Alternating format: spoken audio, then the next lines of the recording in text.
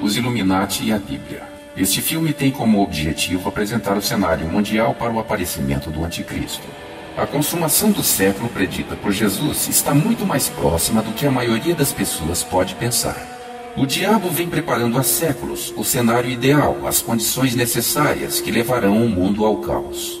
E assim como está predito nas profecias, nação se levantará contra nação e reino contra reino. Então o diabo apresentará ao mundo o Anticristo como a solução de todos os problemas, e quase todos esperarão dele a paz e a prosperidade. Porém, o Apocalipse mostra este homem montado em um cavalo branco. Ele tem um arco e uma coroa. Ele virá vencendo e para vencer. Mas o profeta Daniel nos diz que esse homem é um homem vil, que tomará o reino e o poder através de guerras. Mas para nós que cremos e entendemos as predições das Escrituras, esse homem será o terrível Anticristo. Esse homem vil é chamado na Bíblia de o iníquo, o filho da perdição. Ele se levantará contra tudo o que se chama Deus e contra todo objeto de culto, e se assentará no santuário de Deus como se fosse o próprio Deus.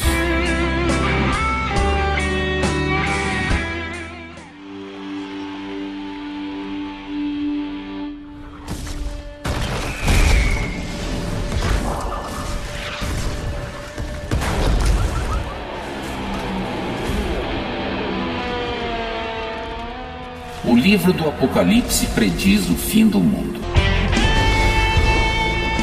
O mundo já foi destruído uma vez pelo dilúvio, mas desta vez será destruído por uma catástrofe de enormes proporções.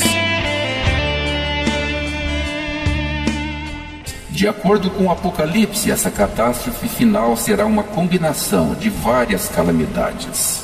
As forças da natureza serão abaladas e, como diz Isaías, a terra cambaleará feito bêbada. Diz o Apocalipse que o sol se tornará negro como um saco de crina, a lua se tornará como sangue, as estrelas do céu cairão pela terra e o céu vai recolher-se como um pergaminho quando se enrola. Então todos os montes e ilhas serão movidos dos seus lugares. Haverá terremotos, inundações, fogo, cinza e enxofre. 200 milhões de demônios que estão atados junto ao rio Eufrates serão soltos e sairão para atormentar e matar a terça parte dos habitantes da terra. Outros milhões de demônios sairão do poço do abismo. Serão semelhantes a gafanhotos com couraça de ferro e com veneno de escorpiões. Serão soltos do poço do abismo para atormentar a humanidade. O cavaleiro do cavalo vermelho tirará a paz da terra e trará a guerra. Haverá uma guerra de proporções jamais vistas. Será a terceira e última guerra mundial. Como disse Jesus, nação se levantará contra nação, e reino contra reino, e haverá terremotos em vários lugares. Um cavalo amarelo, montado pela morte, será seguido pelo inferno, e matará a quarta parte dos habitantes do planeta pela espada, pela fome, com a mortandade e por meio das feras da terra. Por isso as feras se multiplicarão para comer os corpos dos mortos que ficarão estendidos sobre a terra.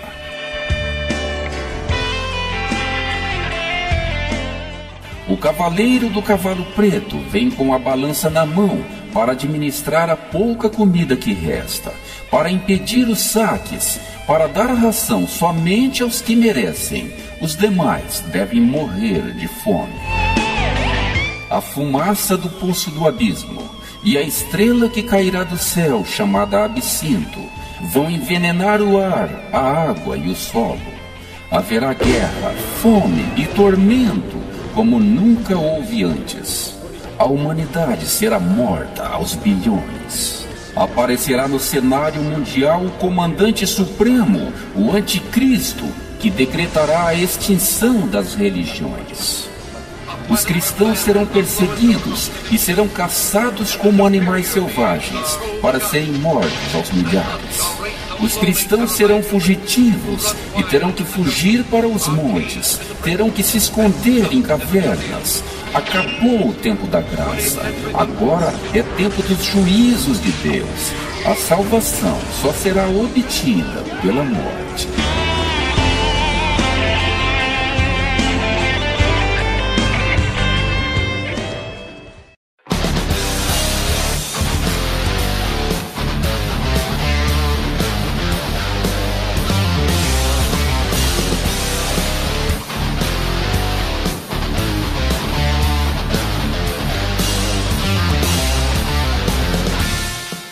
A existência do anticristo é um fato inegável diante da Bíblia.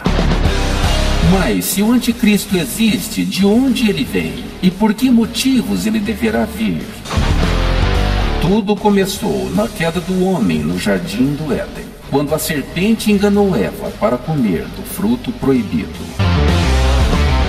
Então o Senhor Deus disse à serpente: visto que isto fizeste, maldita és entre todos os animais domésticos, e o és entre todos os animais selváticos. Rastejarás sobre o teu ventre e comerás pó todos os dias da tua vida. Porém inimizade entre ti e a mulher, entre a tua descendência e o seu descendente. Este te ferirá a cabeça, e tu lhe ferirás o calcanhar. Aqui temos duas descendências inimigas. O descendente da mulher é Cristo. A descendência da serpente é o anticristo.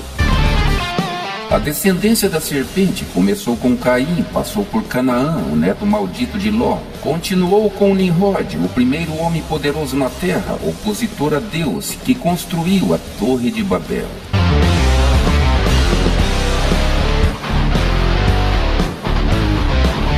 Salomão foi um rei de Israel, filho de Davi, o homem segundo o coração de Deus. Mas como o diabo tenta todo homem, tentou também a Davi, pelo sexo proibido. Davi, certo dia, viu uma linda mulher tomando banho. Ela se chamava Betseba, e Davi enamorou-se dela. Betseba era esposa de um de seus soldados, a quem Davi enviou para ser morto na frente de batalha, por causa da mulher. Com Betseba, Davi teve um filho chamado Salomão. Salomão foi fruto de um pecado, mas Deus é misericordioso, amou e abençoou Salomão, e lhe deu sabedoria e riqueza. Assim Salomão foi um grande sábio e um rei muito poderoso de Israel. Mas Salomão também foi atraído pelo diabo, através do sexo proibido, e assim Salomão passou para a linhagem maldita da descendência da serpente. Salomão amou muitas mulheres estrangeiras, com as quais se casou, desobedecendo a Deus. Casou-se com as filhas dos povos idólatras, inimigos de Deus. Casou-se com a filha do faraó do Egito, a filha dos moabitas, a filha dos amonitas, dos edomitas, dos sidônios e dos heteus. Eram todos povos adoradores de deuses pagãos. E essas mulheres levaram Salomão a erguer templos a esses deuses. Salomão edificou santuário a Quemos, abominação dos moabitas. E sobre o monte, em frente a Jerusalém, construiu um templo a Moloque, abominação dos amonitas. Essas mulheres estrangeiras fizeram Salomão passar para o outro lado, o lado do diabo. Assim Salomão foi o fundador da sociedade secreta conhecida hoje por maçonaria. Salomão construiu o primeiro templo de Israel dedicado a Deus. O templo de Salomão guardava segredos que só ele e seu arquiteto Irã Abif sabiam. Esses segredos do templo foram os segredos que moldaram a maçonaria, desde os dias de Salomão até aos dias de hoje. Mas que segredos eram esses, tão desejados e tão protegidos?